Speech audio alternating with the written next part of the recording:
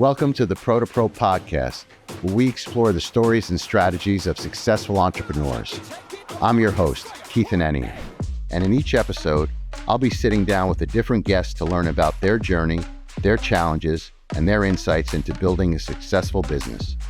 As a lawyer who works with industry leaders, I've seen firsthand the passion and drive that it takes to turn an idea into a thriving enterprise. And in this podcast, I want to share those stories with you, our viewers and listeners. Whether you're an inspiring entrepreneur, a seasoned business owner, or just someone who loves a good success story, you'll find something to inspire and inform you in each episode. So sit back, relax, and join us as we dive into the world of entrepreneurship and discover the insights that can help you succeed in your own business.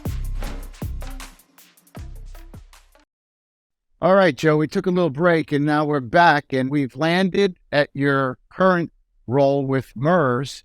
And I'm excited to learn about what you're doing with Merz and your role and what, explain to the people what a general counsel position is and what you're doing there. Well, good to be back, Keith. I guess one of the more interesting developments that I've hired an intern, which we do periodically here. And it's real fun because it's her third day. She goes to a local law school and having her shadow all these things. And when you do something like that, you got to sort of sit back and say, what do I do here? And there's that sort of feeling on Sunday. I was like, oh, shit, do I have enough stuff for her to do? And is she going to feel bored? And then I kind of went back to thinking of the various jobs I've had over the years and how, like, there's always this thing where we need you right away. We'd love to have you. And then there's always a week or so where you really don't know what you're doing. You're not really sure. You kind of stay late because you feel you have to. Then all of a sudden you're in the swing and you're overwhelmed and you kind of like, you don't remember those early days. But like every company, there's that, I don't want to say the awkward introduction, but you got to find your way. And Sure. And it also reminds me of how being having a clerk, and we've had we didn't have one last year, but we had one year before. We didn't have one year before, but we generally had a good run of having them. And how much I really enjoyed because it's number one, a new person to hear my stories, but number two, it's like the conversations we're having right now, and I do think, not to sound corny or anything, but it's something we owe to that next generation of lawyers or whatever professionals they happen to be, to give them our institutional knowledge. But then there's that feeling like, are we really dinosaurs? Because some of the stories we're telling, I got a haircut today and I peel off a wad of bills and you're like, these people don't even use money anymore. Like I think the differences between our generation and the next generation down are bigger than the ones before us, but it's going well. So how old is the intern? She's 25. She's going into a third year law school. Okay. Tell me a little bit about the department, your department itself, your lawyers. What's the department like at Merz? So we have a very small but energetic and lean department. One of the things at Merz, and all this is all nothing secret. We announced it and everything, but about 4 years ago, the company did a pretty big restructuring in that, and it didn't involve any loss of jobs. In fact, it involved creation of jobs and creation of legal entities. But we were one of 4 business units in the globe, the others being Europe, EMEA, Europe, Middle East, Africa, APAC, Asia Pacific, and LATAM, and then North America, which in every company I've worked for, North America doesn't include Mexico. That gets dropped into Latin America. It's just the way it is. The North America is the United States. Interesting. Canada. Okay. And we here, Merz North America, and Merz globally was a company that sold and still sells a botulinum toxin, and number 3 entrant to the market named Xeomin, and we have a number of fillers. And at one point, a separate sort of division within the company, Merz North America, sold the toxins for therapeutic uses. They sell them to the government. They sell them to private doctors who have insurance to treat various movement disorders, blepharospasms, cervical dystonia. In fact, I was just telling somebody Botox, which is obviously made by a competitor, but Botox, the cosmetic, the reason it exists today is because somebody was being treated for blepharospasms, which is an eye condition, and they noticed it was smoothing out the lines between the eyes.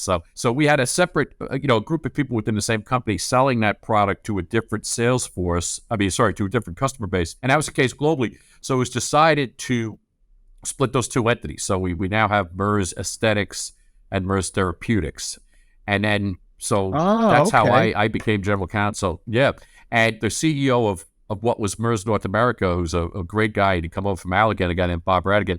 He became the CEO of Merz Aesthetics globally, which was a real fundamental shift. Up until 3 years ago, our executive management of the global parent was located in Germany. It's now located in Raleigh, North Carolina. Our shareholders are in Germany, in Frankfurt, and we have like a chairman of the board, if you will. We're a privately held company who sits in Frankfurt, but the executive management of Merz Aesthetics is here in Raleigh, and that's exciting. We still have 3 other regions, but the guy who sits a floor above me basically runs the company.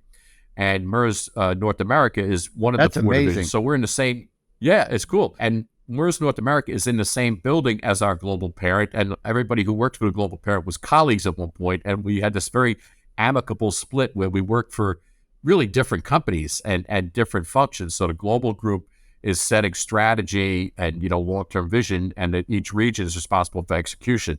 So I report to the president of North America, Patrick Urban. I can't say enough great things about him. He actually, he's one of the people we bought a company called Althera in 2014, and he was their head of sales there, and he rose up to become president of North America. So he was really a device guy, although he'd been in pharma, and he is president of the division. We have a executive committee. I sit on that committee. We have a CFO, an HR person. We have 2 sales leaders. We split the country east and west. We have a chief marketing officer, a chief sort of medical affairs officer, and then various other functions represented: regulatory, manufacturing, IT.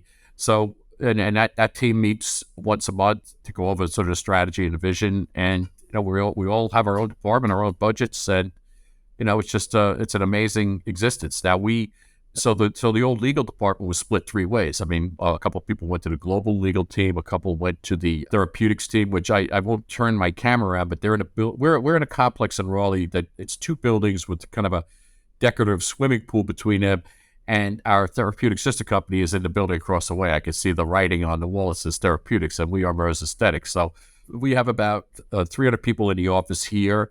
And my legal team is a very, I personally, I think it's perfectly right-sized. We have myself, we have a associate general counsel who does really the contracts and everything. We have a compliance officer who has a JD but comes from a sales background. So he's my secret weapon because he knows what the salespeople are doing. He knows how their minds work, for better or worse.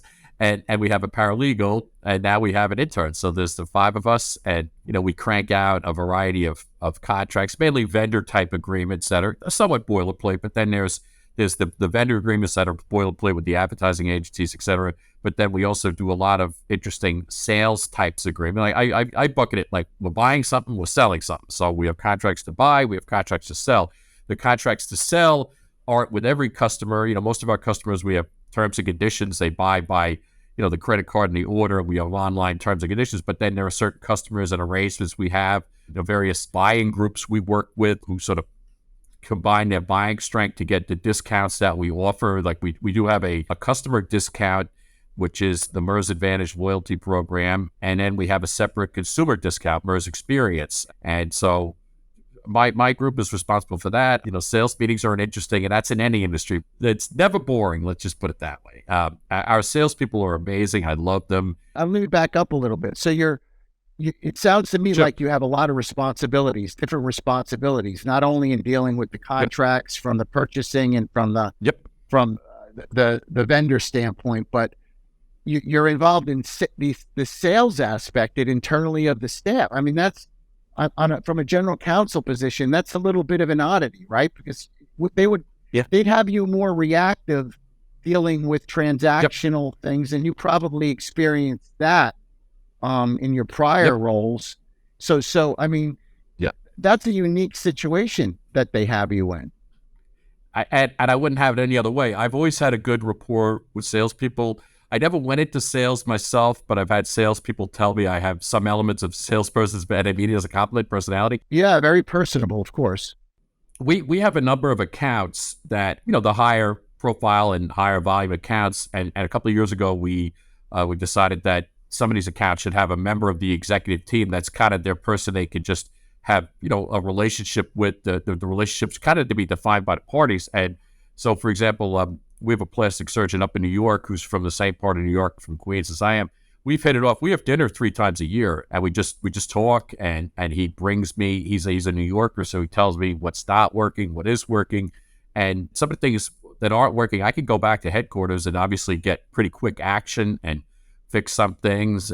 But it's an idea for him to see what's going on, and then the corollary to that is I do a lot of ride arounds with salespeople because I want to see what are their barriers, because a lot of companies, the legal department, compliance department, the Department of Sales Prevention, that's a term they use, and I that's not my department. And so you develop a rapport with salespeople, and one very interesting thing is we have like every company, you have a hotline because people are encouraged that, if you don't want to go through the regular channels of making it, whether it's a complaint about a person or a practice, you call a hotline. We have a very low hotline number, and some of the global people like, it's weird. That's a good thing. You're not getting a lot of calls to the hotline, but of course they have to question it.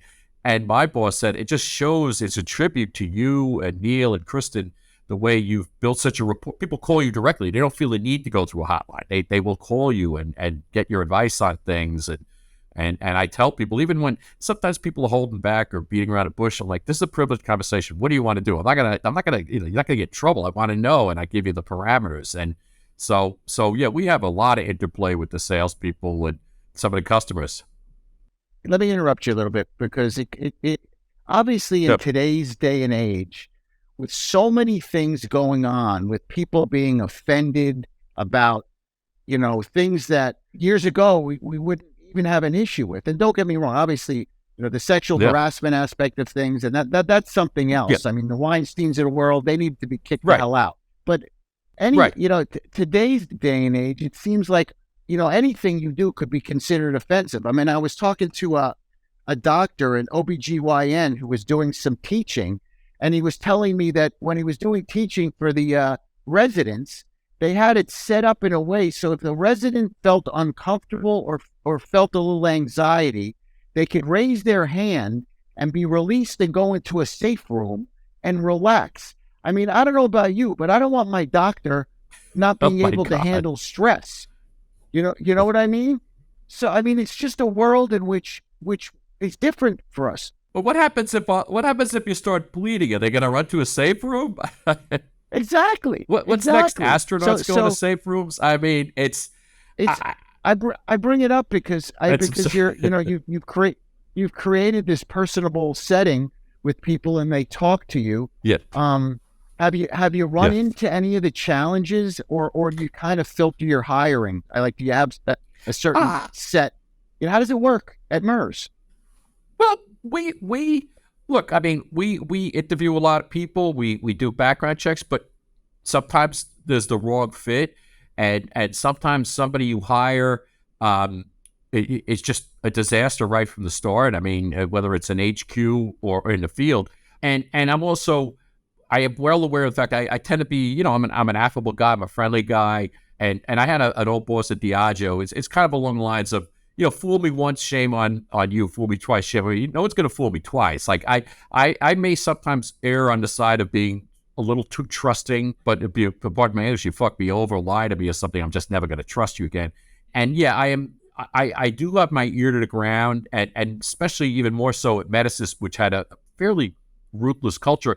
And I had my friends in the sales force, and if there was somebody who was trying to cozy up to me too much, but didn't have good motives, they'd say, watch that guy. You got to be eyes wide open. There are going to be people who don't always have the best intent, and they will, sort of cozy up to the lawyers and then try to, you say one thing and they may try to twist it a sort of way, but that's a pretty distinct minority. There are people who don't always have the company's best interests at heart, but we're not going to change the company culture and not have sales meetings and not have an open bar and not do that just because one or two people might run afoul of it one way or the other. It's part of the give and take of dealing with it. I think the fact that you're a private company too affords you. You can make your own rules, so to speak. Right? You could do a little bit more than if you were a public entity, right? So tell me a little bit about the distinction. That. Yeah. Tell me a little bit about the distinction, that because you've been in both settings, what's the difference in being in your role now for a private company versus a public? Well, first of all, like to your point earlier about like any kind of the sexual harassment and discrimination, the same rules apply. I mean, and we have as stringent, if not more stringent standards. But we're owned by a family. We've been in it. We're into the fourth generation. They're never going to unload this business. They love it. They're dedicated to it. We can have 5-year plans. And the funny thing is, when I first went in-house to Merck in 1993, they were doing 5-year plans. And somewhere along the way, what are you talking about 5? People manage not just to the quarter, but to the minute sometimes. We don't get me wrong. We have sales objectives and deadlines and quarters and fiscal years and so on and so forth. But we can plan long term, and I think the shareholders aren't trying to pull all the money out of the business. Like I have no idea what dividends they pay to each other, but when we need money for something, the money's available. They think enough about the business and the company that they'll make long term strategic investments. So we do play for the long game, and in this industry, again, without I'm not telling anything you don't know. You look at like Allergan, for example, has been a part of 3 different companies while I've been in this industry. They were standalone Allergan, then they were part of Forest Actavis. Now they're a unit of AbbVie. Galderma has gone from being owned by a Swiss company to being owned by private equity. Some of the new entrants are public companies that are small cap public companies. And, we all know some companies go public with a goal to be bought at some point. Others have a goal to stay around and stay. I'm not speculating one way on any of the other. And then there could be, in some of the companies, there could be a little more of a revolving door in management. We've had the same, Bob Radican has been with us since 2017, 6 years, Patrick Urban, 14. I mean, how many companies can you say the CEO or chief operating officer has been around that long? I mean, it's funny, we were talking about it lunch today with our intern and how in public companies, sometimes the average tenure is 2 to 3 years at most of a CEO. You're only as good as your last bad earnings quarter, right? So we do bring that to the table. And you all have maintained a certain vision that works, and you're not going to change it for any other people. Obviously, you adhere to the law, but it seems to be you're able to be successful. And you've got longevity, 5-year plan. I mean, that's unheard of. 5-year plans with regard to a corporate setting. So that could be part of the success of Merz.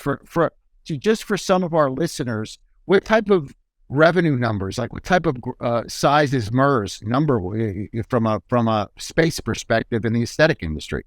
I mean, we are rapidly approaching $400 million in sales for the North American division, and the parent company is getting close to $1 billion. I mean, it's mind-boggling. So like any global company I've worked for, North America is usually the biggest unit and often the most profitable. But when I joined Merz in 2013, I think we were barely cracking 200, and we had different products. We had a dermatological product for athlete's foot called Napton. We had an over-the-counter product called Mederma. We've disposed of those products. We had brought in a filler, and we launched a toxin, and we bought a device company. So we've changed the whole focus of the company. I always say this triangle of what was at one point Allergan, Medicis, and Merz, because those were the 3 toxins. I had, Botox, Dysport, and Xeomin, and I've worked on 2 of them. I mean, Dysport was my product at Medicis. But since I joined Merz, number one, we moved. The company was in Greensboro, which is not a pharma hotbed. And when I joined, they owned the building, and some people thought they would move. And quite frankly, Raleigh is next to New Jersey or San Diego or now Boston is a real pharma innovative center. We having trouble recruiting people because Greensboro, I didn't know much about North Carolina before I moved here, but Greensboro and Raleigh are an hour and a half apart, and that's not really commutable. And once we moved to Raleigh, we got a new building. The culture really started changing. I think there was some of it comes with a change of a CEO. It comes with the people you hire and where we're at. And we are now a very desirable employer in Raleigh, the Raleigh area. We're very well known. People hear about us. We happen to have a med spa in the building. It's interesting. It's an arm's length relationship with a company that owns. They're based out of Florida. I'd love to introduce you to them someday, Keith, and you and your wife. Sure. Jonathan Sig out of Naples, Florida. He started at the Laser Lounge, and I think he's got about 15. I guess they're franchises. I don't know the exact legal relationship between each one and a parent, but we lease space to them, and they are, again, we can't be in a corporate practice of medicine. We're not running them. They have independent. Obviously, they sell competitors' products. We have, we encourage them to sell our products, but some patient may come in and want Dysport or Botox. We have a good relationship with them, and people like it's nice to have a spot in a building. One of the things I find amazingly refreshing is how open people are about what they have. I mean, I've been lying down next to colleagues getting toxin shots at the same time. It's kind of funny. Yeah, it's the industry, right? I mean, it's kind of part of it. Yeah. It's foreign to some people who aren't exposed to it. And then, me myself, when I started, with my wife and I didn't know, 10, 15 years ago, I didn't know about all this stuff other than, well, the industry's grown, obviously, but it's become much more avant-garde nowadays that people are doing everything. Yeah. That's interesting. You have it right in the building. That's amazing. So you talked a little bit earlier when we were talking. You were talking about how, I don't want to call them mid-level because that could be kind of. I know you don't intend to speak like they're not like worthy like a doctor, because they tend to be I hear you. entrepreneurial, right? They tend to be entrepreneurial in their own profession, right? And I think what's happened because of the industry itself and the growth and the interest that a lot of these professionals, whether it be a PA, nurse practitioner, nurses, and depending upon the state and what their abilities are, they've been able to open up spas, med spas. And I'm sure Merz has been able to benefit from that versus the traditional brick and mortar of a plastic surgeon or a dermatologist. Can you talk a little bit about that?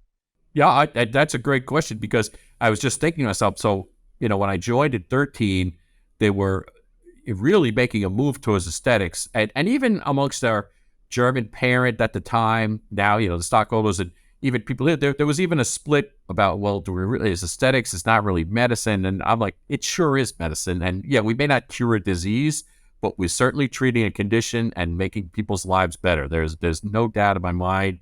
And the self-esteem that comes out of that, the confidence. Sure. And it's funny because sometimes our regulatory people, they'll say, well, we can't really say all those things because we can't make mental health claims. I'm like, that's subjective feeling. If I got a new haircut, I feel like I look good and I'm wearing a nice suit. I feel great. So the move, number one, for the Merz family to make that decision and management to focus on that and get out of derm and get out of some of the sidelights that we were in, I mean, timing couldn't have been better. And then number two, we've grown alongside these mid-levels. And I agree with Donald Trump. Anything mid in the middle. I mean, I'll call them top levels that may not happen to have an MD license. How does that sound? They're and again, no offense to our MD customers.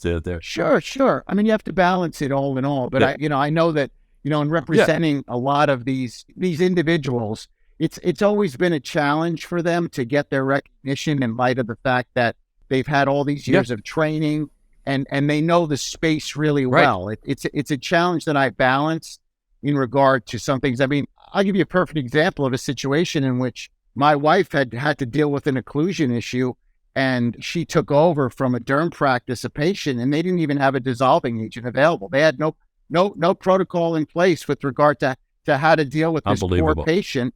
And my wife took care of it and basically saved the lip for this lady. Amazing. And I actually put in a call to Allergan to talk to them about it and ask them what protocols, or do they have any requirements of having the medical practices have dissolving agents, so they get involved in any of that. And they said, not our issue. Now, the doctors should be responsible. They should be responsible for having and training their staff, which in a way makes sense. You're selling a product. I get that. That makes sense. But it was a first impression circumstance for me from a derm practice.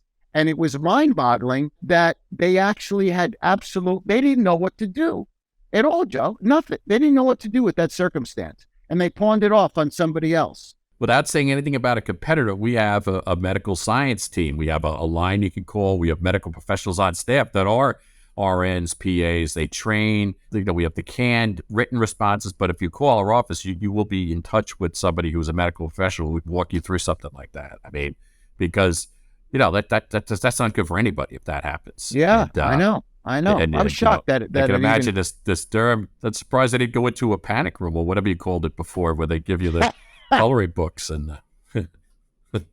Yeah. I don't know if there was a sense of just aloofness to the whole thing. I just don't. It is what it is. I'm just glad my wife is able to take care of it, and it's just another learning experience. But it's something that we run into, instances of issues, hence the importance of training, hence the importance of oversight. Yep. There's so many other things involved in, your particular field from a production standpoint and then from a service standpoint. And that's nice to hear that Merz has the support available should something happen. And again, that goes to show you when you have such a huge entity, corporate entity, such as, an AbbVie, Allergan, how do you control that monster? It really is. And I'm not to say that they don't have bad products. It has nothing to do with that. It's just, it comes down to, your ability to control things. I've worked for big and small companies. I'll take small. And we're not small. 400 million is not small by most. Sure. But behemoths are behemoths, and they behemoths breed bureaucracy in multiple levels, and some people thrive in that. But I like the size of where we're at, and the culture. And again, the move in with the top levels, not mid levels, top levels, and we grow together. And one of the things we did during COVID in particular, and then a lot of our customers pointed out, we were calling on people, but look, we know you can't buy right now. I mean, you don't have any business. No one can come to your offices, but let's stay in touch. And we were even putting out, materials, just coping and so on and so forth, and having various webcasts and all that. And a lot of our customers bring that up. Like, you guys were wonderful during COVID. We didn't lay anybody off. The customers maintained, the salespeople maintained their relationship with the customer. It wasn't live anymore. It was over the phone or webcast, but people stayed in touch. And the interesting lift, I was hearing about COVID face or what was it, Zoom face from my wife, because she was working, and no one likes when they're looking at themselves and they see they didn't like what they saw. And we were ready, more than ready, for the explosion of growth once we were allowed to reopen. Probably 6 months too late in most states. You guys had it right. Let's face it. Thank God I don't live in New York anymore. I think they may still be shut down for all I know. California, But once we were able to come back, my wife had it closed for a couple months, I think, and then opened up. But we're lucky. We're lucky where we are. Yeah, New York was a nightmare, and in California and all. How it was. So you're supportive of the whole thing. Yeah, which is nice. Which is nice to hear. Again, your private entity being able to do certain things that a large entity just can't do or won't do for whatever reason. Yeah. And there's some initiatives that public companies are being forced to do right now that maybe not drive the bottom line and be for the benefit of the shareholders. And I, as a public company stockholder, I find that somewhat frustrating when I flip through my proxy statements and I see all the half of a proxy statement is nonsense now. I mean, it's like, it used to be, here's how much they make, here's what we're electing, and here's what the stock price did, here's our numbers. And this, if you flip through a proxy statement lately, there's just all this mumbo, alphabet soup, mumbo jumbo bullshit. It's exactly, yes, it's exactly alphabet soup. After a while, my OCD kicks in. I just lose it. I'm overstimulated by the words and the numbers and and the graphs and the charts. Oh, the graphs and the charts. Refer to this, refer to that. I know. It gets a little frustrating. I tell my kids, how did the stock price do? How much did these guys make? And I vote. I mean, I vote one way or the other, but the other stuff is kind of meaningless. I mean, what are you being judged on here? Did you make money, and are you paying yourselves too much? Yeah, exactly. So the products themselves that Merz makes, obviously, I know for me, I know enough to be dangerous about it. But one of the distinctions and one of the selling points I know on the Xeomin, it's natural recurring amino acid. Explain to me. It has no, and I'm not a scientist, but I've been doing this a long time. It has no complexing proteins, and we didn't do enough studies to go out and make definitive claims about, what that means. But the fact is, the more proteins, it's more stuff you don't need. And there's definitely a trend amongst younger consumers. They like, and I'm not making any claims here, folks, but, they love the natural stuff. I saw it when we moved to Connecticut, the hormone-free milk. I mean, that's what people are looking at. And so the product is distilled a number of times. That may not be the exact technical term, purified a number of times. It's made in Germany. At some point, with some toxins, not naming names, there's a chance you can build up an immunity to the toxin because of the various properties. And we feel that that's not the case with our product. We don't make that claim officially, but you have to do, as to make a claim, you got to do a lot of trials and get this, that from the FDA, but enough people certainly feel that way about it. It's cutting edge. It's cutting edge, isn't it? Yeah, it is. You're the leaders in this field with regard to this, correct? Well, we as far as the purity, yes. I mean, and other, I mean, there's other toxins coming out. Everybody's got their own sort of claim, and their. I mean, when I first came out, there was talk from competitors that we didn't last as long. We've done head-to-head studies with some products, we last as long, and yeah, I mean, that's definitely it doesn't have complexing proteins. We say that right on all our promotional materials, and a lot of people don't want a lot. As Gwyneth Paltrow was saying when she was our spokesperson, I don't want to put things in my body I don't need, so on and so forth. And that resonates with the younger crowd. Sure. So what size sales force do you have in North America? Like, what's the depth of the sales force? I'm going to say about 200, and I could be a little off. We had a sales force expansion last year, so maybe it's more like 250. And there's different levels. There's regional managers. We have 2 national sales directors, a East Coast and a West Coast, and then they each have 2 reports under them. And then there's regional managers below them, and then the people in the field. I should have that number right on the tip of my tongue, but it has changed over the last year. I think I'm safe to say somewhere around 250. I mean, marketing sets the strategy, and then sales executes. But we're small enough, and so sales can see something that about the strategy is coming down from marketing that they may think work in a different way. We have enough collaboration. We can go back and retool it on the fly. We're a small group. I mean, we talk all the time. We have monthly executive meetings, but we're in each other's offices pretty frequently. That's another to go back to my old man way of working. And one of the things I'm talking to my intern about is like, there are so many concepts in corporate America that you will never read in whether it's a how-to Stephen Covey book, but like the conversation before the conversation, the meeting before the meeting, the impromptu hallway meeting. A lot of stuff gets done in those things. And that's, one of the reasons I kind of struggle with the work from home 2 days a week. But the fact is we collaborate, we talk, we have the formal meetings and a lot of informal meetings. And most of us know, I mean, I can't name every single salesperson. They can all name me. Hey, Joe, how you doing? Because I pick up tabs at sales meetings and stuff. But I know the vast majority of them, and I know a lot of our customers personally. I've met them at one point or another. So we have that advantage that we know what works and doesn't. From my experience, your role and what you do is extremely unique. It without a doubt. The circumstances that you're in. I mean, you fit the role perfectly based, like we talked about earlier, your personality. But to have a general counsel so involved in the day-to-day, it sounds like you're involved. I mean, you're not on the floor 24/7 or out on the street 24/7, but are there enough. You are there enough to be. You're accessible. You're not in an ivory tower. You're there to listen, and you can react and respond without delay. I think that's a great concept, and I don't want to generalize, but that's not the norm, right? I mean, you're certain. I know it's not. It's not the norm, it's not.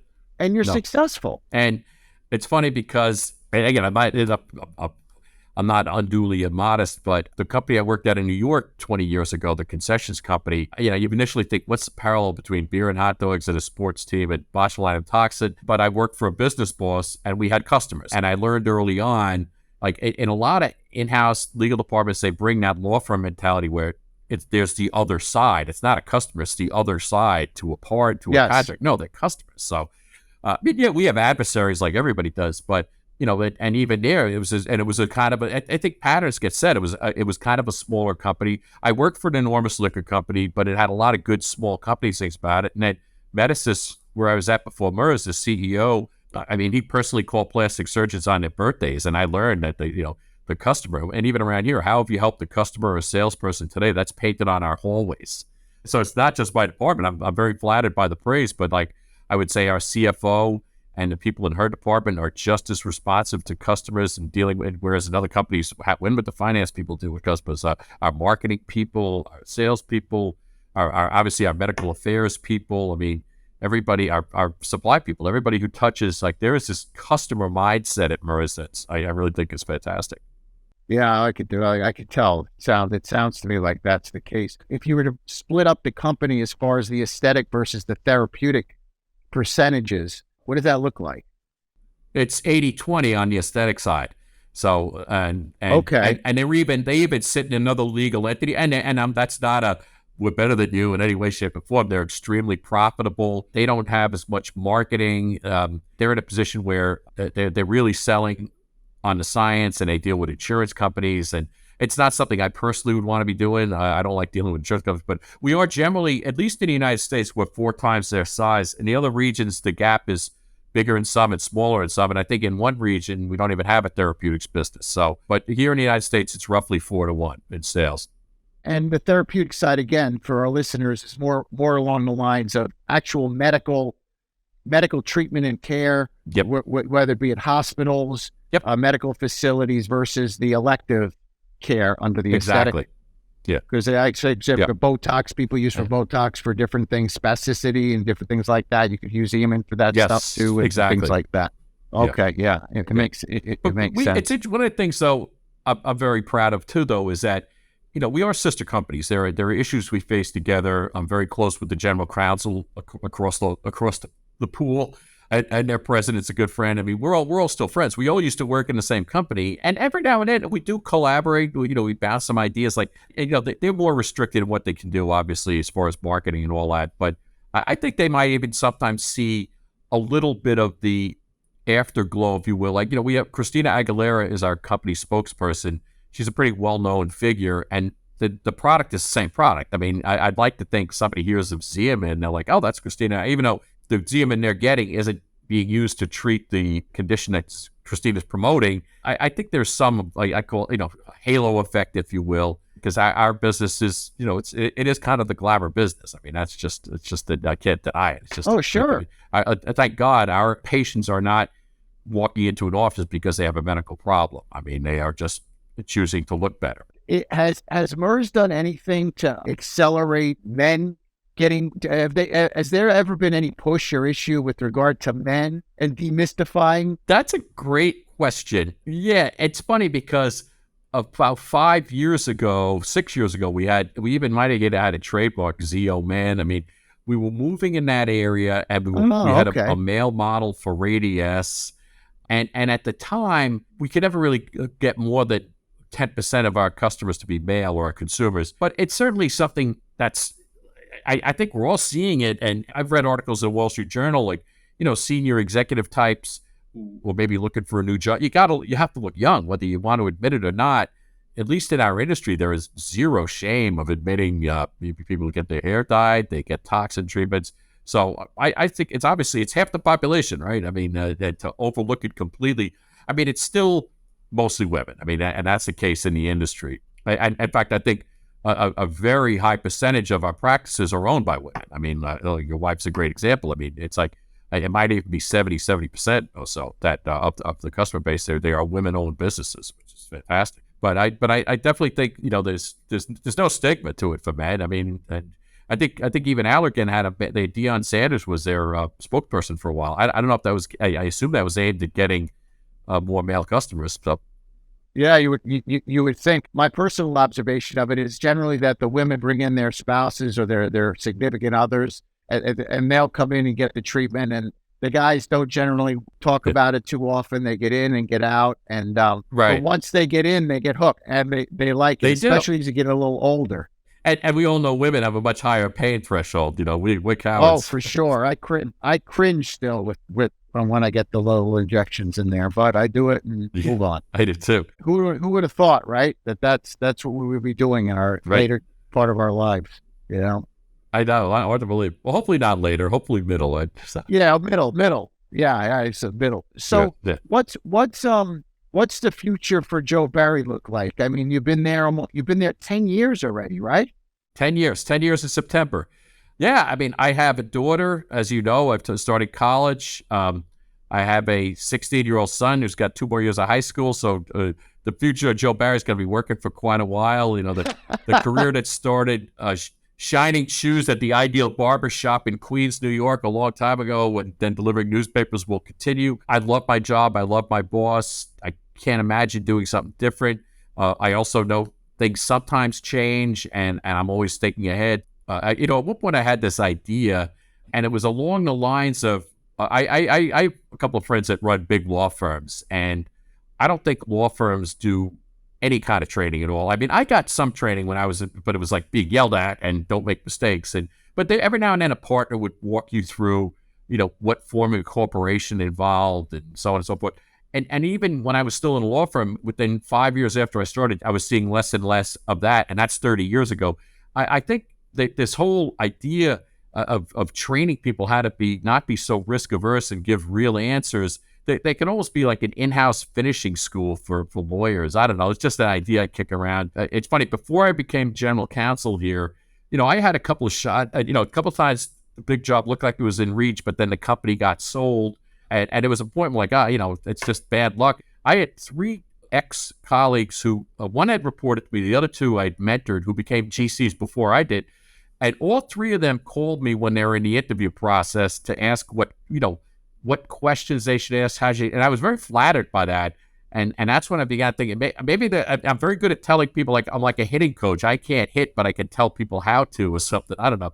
But then I got the GC spot. But yeah, I've been through it. Like, I see myself, and then having an intern now. I mean, I do love to mentor and develop and all that. So I think there's always going to be a role for that. I have a couple of friends now who are in very executive type leaderships that could be CEOs of companies. So and I could even see a circumstance where somebody is CEO. Now, they're not going to hire, especially a big public company, is not going to hire somebody of my age to be GC at this point. I accept that.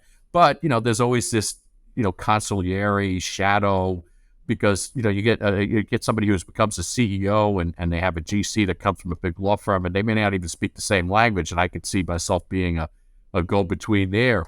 Which is a really good segue, because it really speaks to why I started this Pro-2-Pro to begin with. My desire essentially to share with the world the experiences that executives like yourself have gone through, and to take that and impart that knowledge to people who may be listening, a mentorship from afar, yep. so to speak. And the next, yep. What is the next level? Yeah, all the experiences that you had, yeah, you would get somebody younger who hopefully is a sponge, and you'd be able to impart and share with them all your experiences and hopefully help them make better decisions as they progress through their career. Right. I mean, it's like giving back.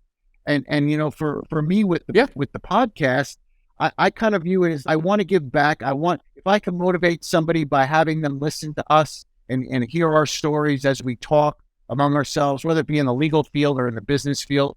I mean, it's filled with ups and downs. I mean, you shared a lot of ups and downs career-wise and, introspectively, and having a supportive spouse and having to make the right decisions, and that, looking at the internal self and thinking that, you're not right for the position for everything. But I think that the next move, wherever it may be for you, anybody would be, to have you because of your skill sets would be incredible for them. So whenever that time may be. Thank you. I don't think Merz is going to let you go anytime soon, though. I think you're going to be with Merz. And I'm not planning on leaving, and that's... Yeah, I think you'll be with Merz That's the nice thing. It's a rare... It's very conceivable I could end my career here, but not anytime soon. That's I see it that way.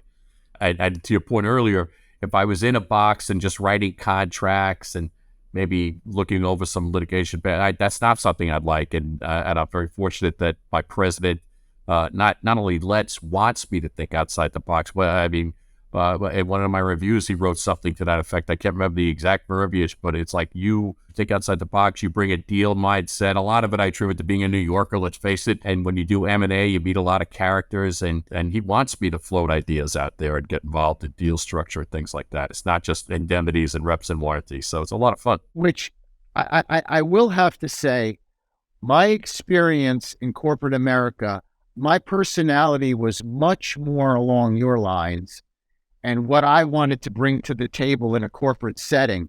And that can be very threatening to a institutional corporate setting, because people in general are very protective over their role and their space.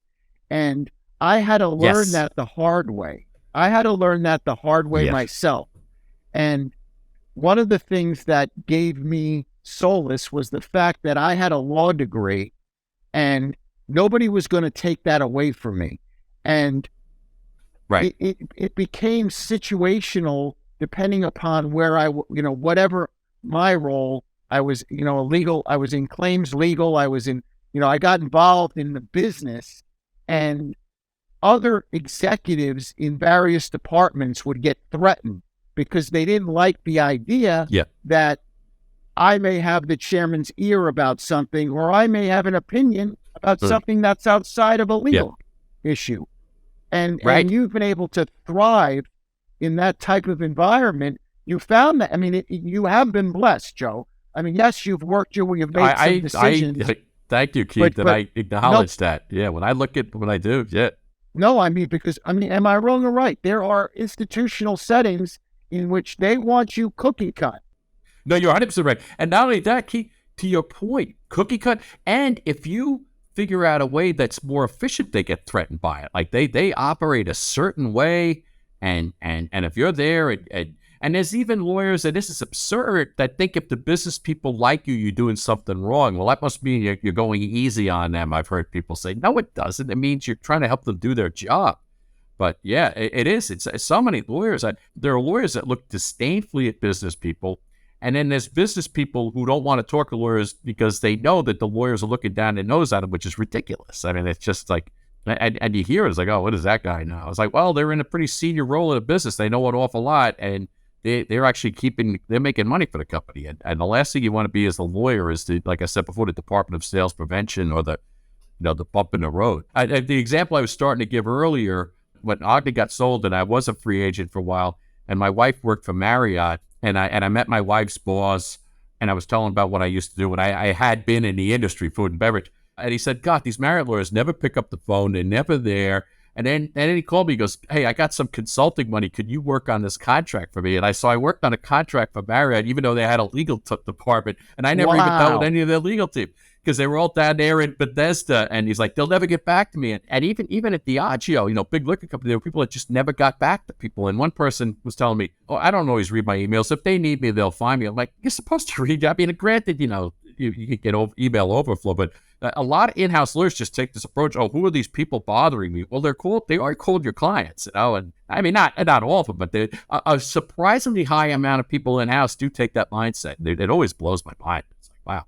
It is incredible how they've built like a little wall around themselves. It's exactly what it is. And just wanting to focus solely on X, Y, and Z, and not necessarily outside of my area, outside of my liability.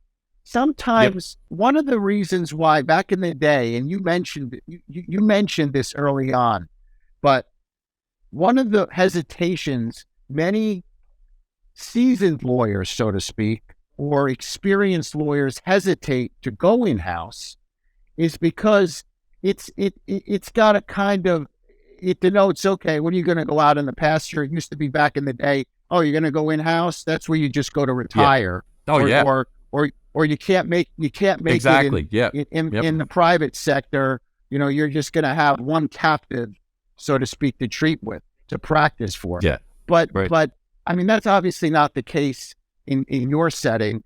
But that was the stereotype back in the day, and I actually had that fear.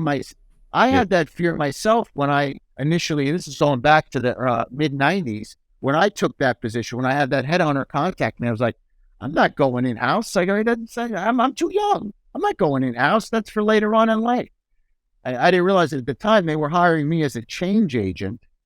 They wanted a change. Oh, wow. Okay.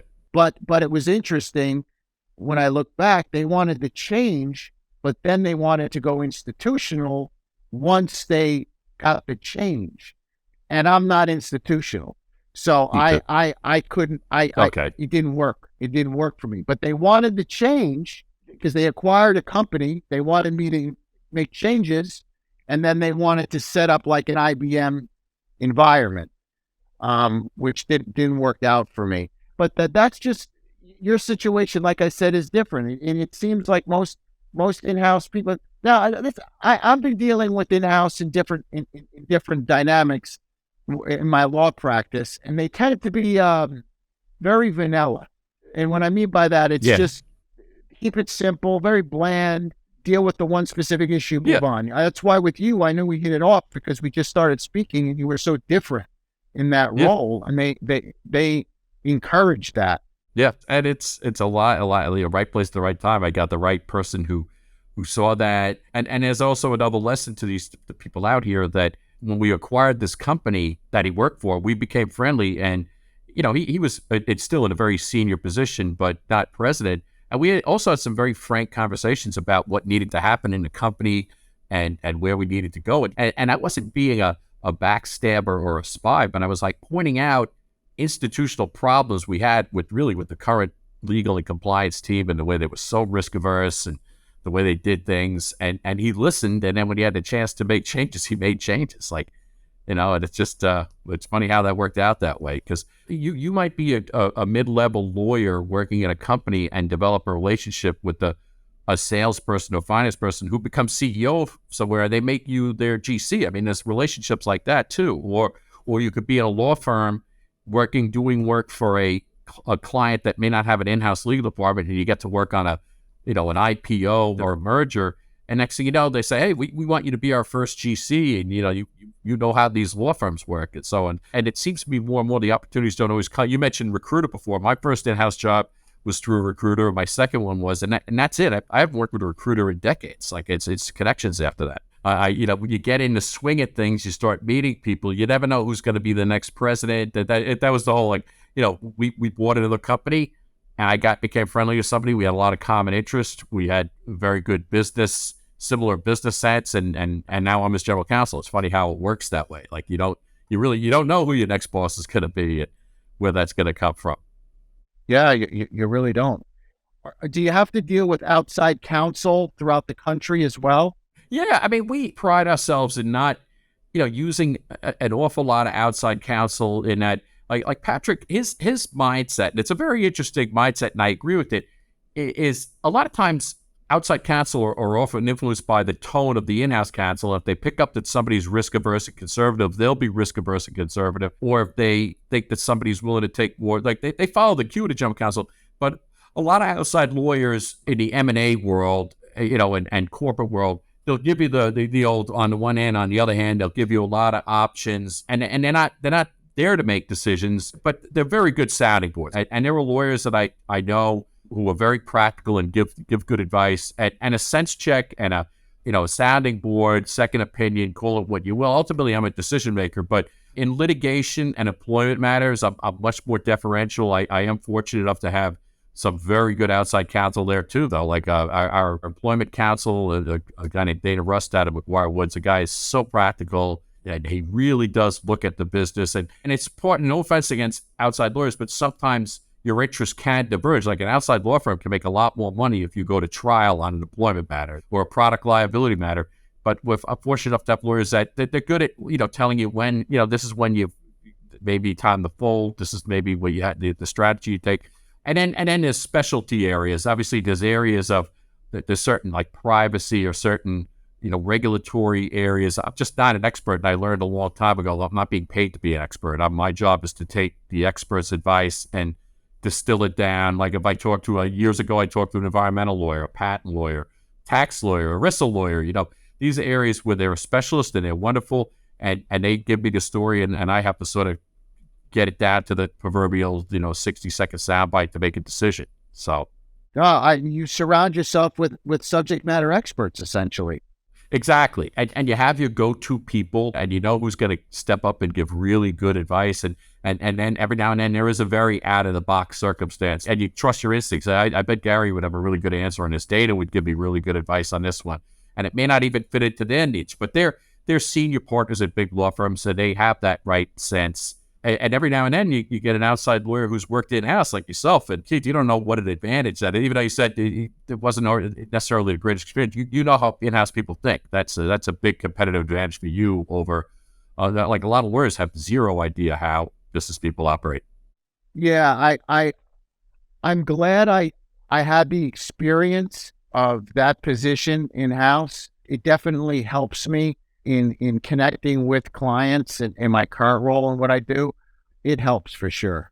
So tell me, as far as, the role that you're in now, if you got a young kid out of law school, or if you got a young associate or somebody who's been out a couple of years who listens to you and loves the idea of being able to work in an environment where he or she is not in a situation where they're regulated to just review contracts and do transactional work, where they have a desire to be more of a holistic attorney, be more of a general practitioner, general counsel. What words of advice would you give a person like that? It's funny because we had somebody like that. I mentioned before the 3 junior lawyers who worked at my prior company who became GCs. They did aspire to that. And so, for example, like I tell a litigator, do some contract work. I don't know why there's this fear. And again, I'm not crazy about litigation, but I've done some litigation. But I've met some litigators who have zero interest in doing contract work. And I guess there's corporate people who have no interest in doing litigation. But I would say cross over and do a little bit, because I did know a litigator at Diageo who began doing some contract work, and he liked it so much he's now general counsel of Anheuser-Busch. It's kind of funny. I would say cross over, get out of the old, I hate to use cliches, but get out of the comfort zone. And the in-house world is more driven by contracts and commercial stuff. I mean, in a very big in-house legal department, you could have an in-house litigator, but generally the docket's not big enough to justify a full-time litigation position. So do other stuff and learn regulatory stuff and learn about products. And if you're going to be a pharma, learn the rudiments of promotional work, because that's what drives a business. The mechanics of promoting products and selling them and distribution, pick up on it. I wouldn't say you're not going to learn anything in a CLE, but most in-house departments there's enough work and a shortage of people that there's work that you can stretch and do other stuff. And so for a litigator to start doing contracts, it's not out of the question. And so get comfortable with contracts, and because that's what drives a business, contracts and promotional work. And then the other thing too, and somebody told me this at Diageo, sometimes a new rule will come out. Like right now, privacy is all the rage, but environmental. I remember after 9/11, some laws were passed about, and I've already forgotten them, but the GC asked me something. I did a little research. He goes, well, you're the expert on, cross-border movement of this. Don't be afraid to be an expert in something, because it's not hard. I mean, especially today with the Google and everything. And you don't have to be a mega expert. You have to know enough, but always know what you don't know. I mean, don't commit malpractice. Outside lawyers are there for a reason. I guess what I'm saying, general, is get out of your comfort zone. Like, you come, especially if you're coming from a big, like a mergers and acquisitions law firm, pick up something else, pick up supply chain. If you're a litigator, do some regular corporate commercial agreements and be broad-based, because that's what it's all about to be general counsel. You really nailed it. And I don't know if it's because of our upbringing or our experiences or both, but when I first clerked, I got out of law school, and before I got out, I clerked for this general practitioner, and he did litigation, he did transactional, he did a little of everything. He was, I think he was a mayor for the town. He did a bunch of everything. Wow. I really admired it. I loved the fact that he was so well versed in so many different areas of the law, and that's rare. And I guess as we became, as time progressed, everybody becomes more of a specialist in a particular field. And listen, we do use this. We do want the subject matter experts. Don't get me wrong; it's very important. Yeah. But to your point, there needs to be a holistic view of a business itself if one desires to get into that particular role as a general counsel. Yeah. And I think that we as lawyers don't like to feel incompetent. I think people in general just don't like to feel incompetent, right? Oh, great point. We're not allowed to say, I don't know, lawyers or doctors. And I still don't ever say, I don't know, but I'm big on saying, let me check on that. Yeah, you get paid for your opinion, right? You're supposed to give an opinion. And so for me, I think that's part of the challenge for people, is that that they want to stay in their lane because they're comfortable, and they don't want that feeling of vulnerability because they're going outside of an area that they may not know enough about to learn. Yeah. For me, this podcast and going into social media space, I didn't have to do it. I wanted to do it. So it takes me outside of my comfort, and to me, it helps me grow. But you seem like you're a natural, Keith. Yeah. Well, It's easy with guests like you. Yeah, you're a natural. I love it. Again, it's just about human nature and growth. And that's part of the challenge with people. People, if they want to get into a role like yours, they want to be more of a generalist, so to speak. That you made a good point. They have to get out of their own way, and they have to be able to be comfortable with the uncomfortable in order to grow. Yes. Yep. Absolutely. All right, Joe, I can go on and on with you talking about stuff. I really appreciate the time. Oh, same here. Two guys talking law, right? But my pleasure, Keith. And let's do this again, and I will get down to Tampa, and I will, without doubt, look you up, and we'll get together. That'd be a blast. Yeah, I look forward to getting together. Yeah, that'd be fun. Let me just finish up and say, just want to thank my guest, Joe Barry, for coming on. We had a great time. Thanks, everybody, for listening. And remember, keep it pro to pro.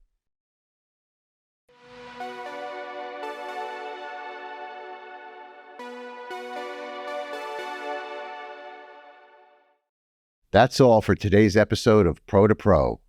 I hope you enjoyed hearing from our guest and gained some valuable insights into the world of entrepreneurship. Like and subscribe to stay up to date with the latest episodes. And don't forget to follow us on social media. Thanks for watching and listening. And remember to keep it pro to pro.